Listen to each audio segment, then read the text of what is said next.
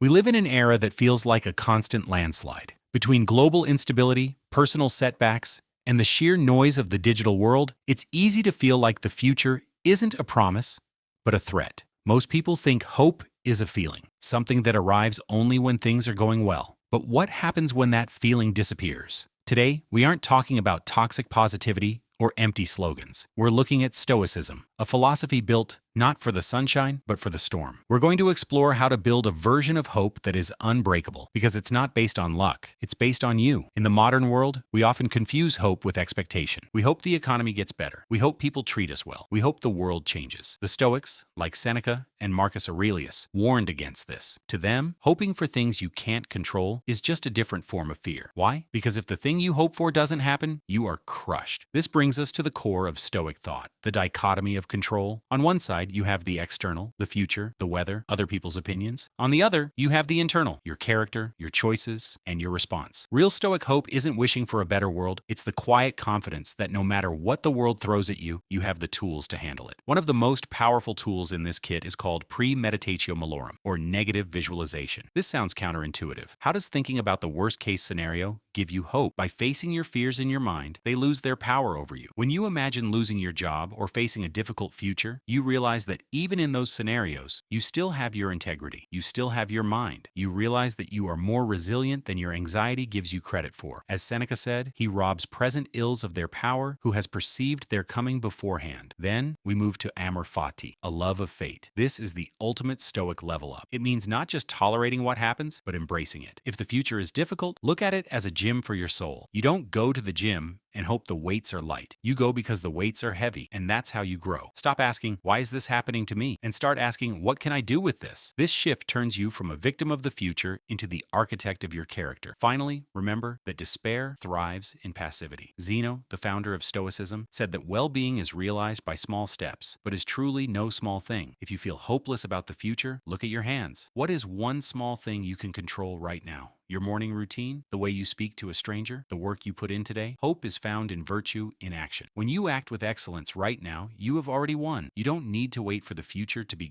a good person today. The future is a blank map. You can't control the terrain, but you are the one holding the compass. Stoicism isn't about pretending everything is fine. It's about knowing that you will be fine because your worth is not tied to external success. Don't give up. Not because the world is easy, but because you are capable of doing hard things. Stay strong.